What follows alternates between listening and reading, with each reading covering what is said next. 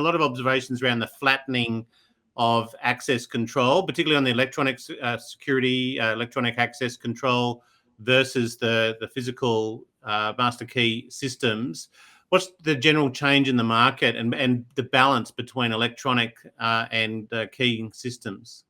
So when we talk about flattening the master key system, it means making it less complex. The more complex you make a master key system, for instance, the cleaner has a key to these 3 doors and those 80 doors over there, and designing it around people, against flattening it and having less keys and relying on your access control. The less complex, the more likely your system is to have a longer lifespan, because it's easier to manage. The less keys you've got out there, obviously, the less risk of losing.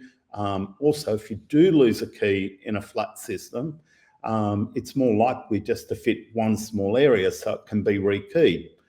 And because it's less complex, you've used less of the master keying codes available, which leaves more left over to just rekey a small area of your system instead of the whole system. So flattening means rely on your access control and reduce the number of keys out there, and the less complex the system is, the easier it is to maintain.